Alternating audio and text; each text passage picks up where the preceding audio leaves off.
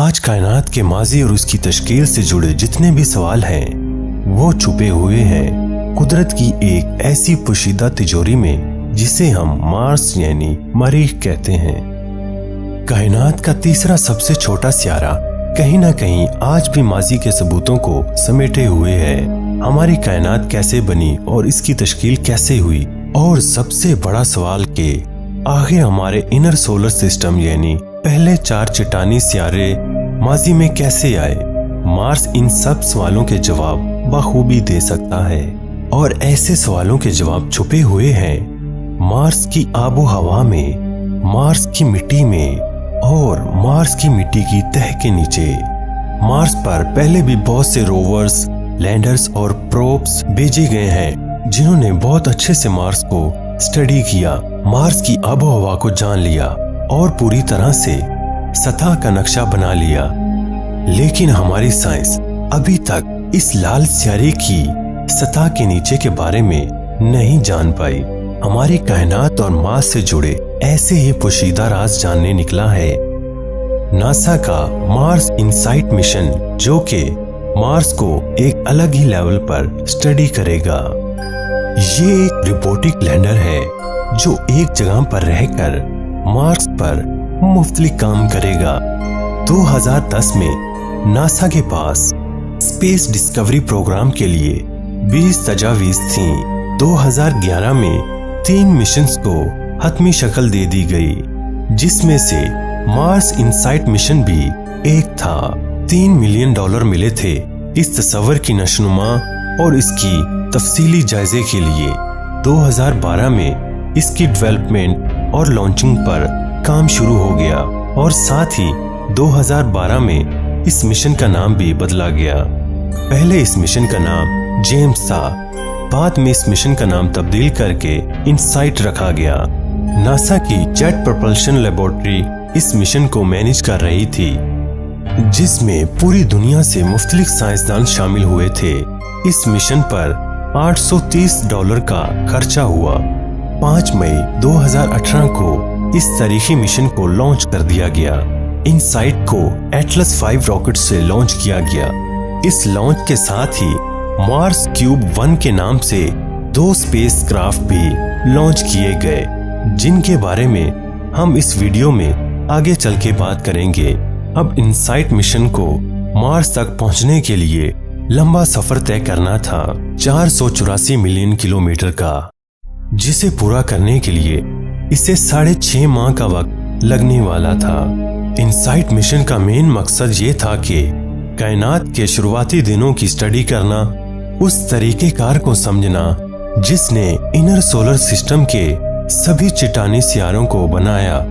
Mars के अंदरूनी खोल यानी क्रस्ट, मेंटल और कोर की साख्त, साइज, थिकनेस, मार्स से निकलने वाली शुआएं, एक्सिस ऑफ रोटेशन और दर्जा हरारत की स्टडी करके हमें इन सब सवालों का जवाब मिल सकता है। इनसाइट लैंडर में होगा एक सिस्मिक मीटर SEIS, जो कि मार्स के सतह के नीचे होने वाली वाइब्रेशन और इसके इंटरनल ढांचे को भी स्टडी करेगा।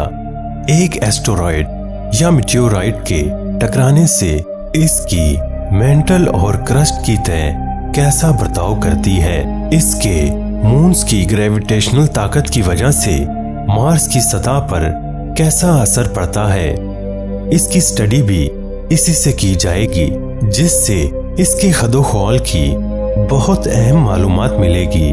मार्स की तारीख और सियारों की तब्दीलियों को भी समझा जा सकेगा। HP3 दूसरा बुनियादी टूल होगा।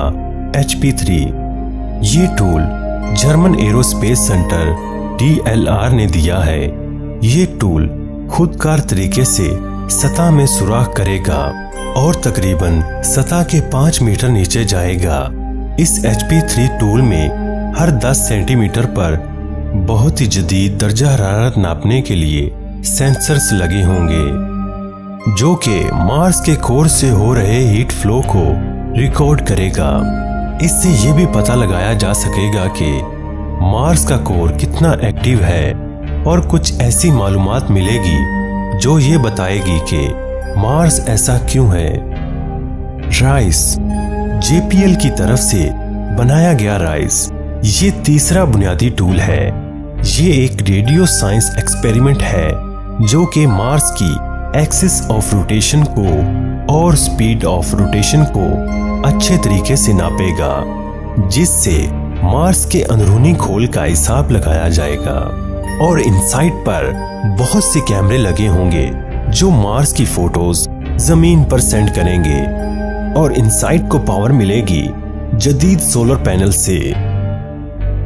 ये मिशन 26 नवंबर 2018 को मार्स के एटमॉस्फेयर में दाखिल हुआ। 7 मिनट में इसने मार्स की सतह पर लैंड किया। लेकिन नासा को इनसाइट के लिए एक ऐसी जगह का इंतखाब करना था जहां पूरा साल धूप रहती हो, ताकि सोलर पैनल हर वक्त अपना काम कर सके। लैंडिंग साइट पथरीली ना हो, बल्कि वो इतनी नरम हो कि ताकि HP-3 आसानी से ड्रिल कर सके। इनसाइट मिशन में चलने के लिए कोई पहिए नहीं लगाए गए और यही सबसे बड़ी मुश्किल है कि नासा को पहले ही कोशिश में इसे ठीक से लैंड करवाना होगा, क्योंकि दूसरा मौका नहीं मिलेगा। इस मिशन से रिलेटेड रियल टाइम कम्युनिकेशन के लिए मार्स क्यूब 1 नाम के 2 छोटे स्पेसक्राफ्ट भी इनसाइट के साथ ही लॉन्च किए गए थे, जो बाद में आउटर स्पेस में जाकर इनसाइट से अलग हो जाएंगे। इनसाइट मार्स की सतह पर उतरेगा, पर ये 2 छोटे क्यूब मार्स के ऑर्बिट में ही घूमते रहेंगे ताकि इनसाइट की कम्युनिकेशन रियल टाइम में हो सके। यानी ये एक सैटेलाइट टावर का काम करेगा। इस सफर के बाद हमारे सामने एक नया मार्स आएगा। दोस्तों, ये थी आज की वीडियो और इस मिशन से जुड़े सब अपडेट हम आपको देते रहेंगे।